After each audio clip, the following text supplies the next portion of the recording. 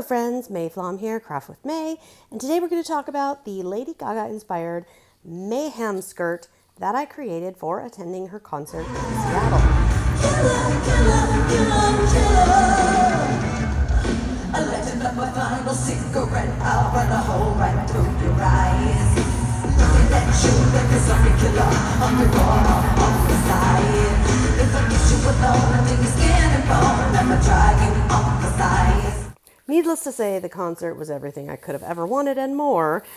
My inspiration was, in fact, that song Killa, and I got the original idea to go purple from her Saturday Night Live performance where she was in a purple dress, and I thought, you know what, that's my favorite color, and let's go for it. So the first thing I did was I determined that I have a black skirt with a funky, almost like shine to it material that I never wear because it always looks weird with my clothes that have a more matte finish. So I decided that skirt is going to become the Mayhem skirt.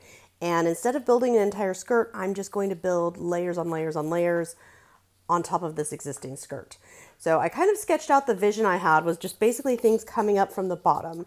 I also went and grabbed the fabrics that I had myself here in the studio, as well as I stopped by a dead stock, deep discounted fabric store and picked up a couple more to play with. Then I got stuck because how am I getting like all of these shapes on here and sewn on here, but in the sizes and shapes I want, but without wasting fabric? Well, I went with fusible interfacing. I went with stuff so I could cut the paper version out, then iron it onto my fabric, and then cut around that, and then iron that onto the skirt, and then stitch around it.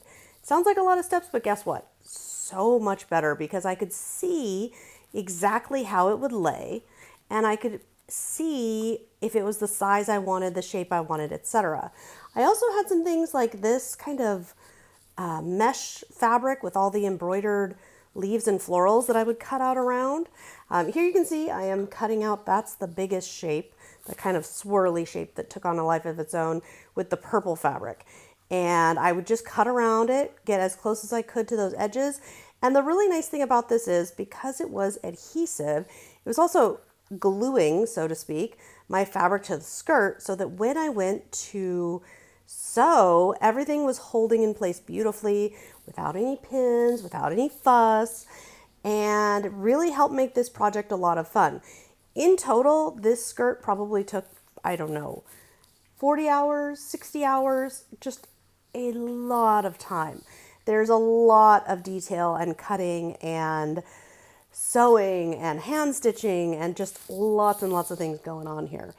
So I just kept going around. That was an old cosplay fabric that Becca used for something or other, like, I don't know, 5-10 years ago. So I'm really using up things that I have around here. And then, of course, like I mentioned before, like the mesh fabric with all the embroidery, really super helpful to me because that was just really easy. I would just cut around it and then stitch the mesh wherever. I also use some sublimation. So we own the album, the vinyl, and there's like a great big pullout with like all the lyrics in really cool black and white and cream.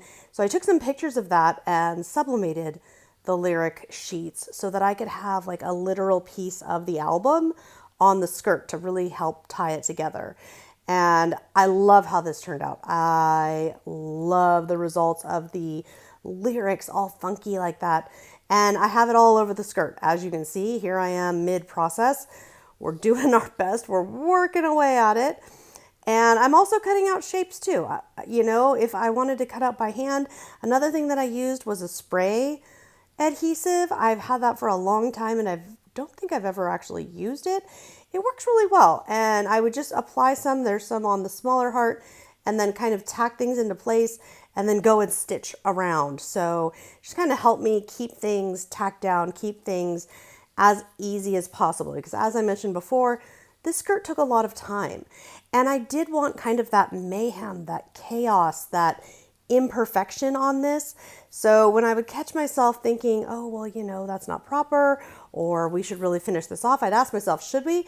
Or like, look at this. You see how I leave some of the edges raw so they'd start to fray? That's not me being lazy, actually. That was an intentional choice that I thought those pieces of fabric would look cooler if they were starting to age and fray. And yes, lots and lots of time at the sewing machine, mostly straight stitching, just kind of depended, sometimes straight across, sometimes all around. I will say, this was fun. And probably the most technical part I had to do was I think it was 4 yards of tulle that I then folded and folded and folded so that it was still 4 yards long, but only like 6-7 inches wide. So it was folded a bunch of times. I stitched that all the way around the bottom of the skirt. And then I used my scissors and I was cutting it open. Another detail, you see me here deciding that rhinestone chain around the bottom I already had the rhinestone chain. Like I said, I'm deep diving my stash. But I decided not only would it be fun, not only would it look cool, but like it would really bring the whole skirt together. Well, it did. It just took a really long time. And here I am cutting the tulle. So I had to go all around and like cut open all the layers so the tulle would be nice and fluffy after I had stitched it down. And I did in some places keep it flat, in some places like have it kind of be, a little funky.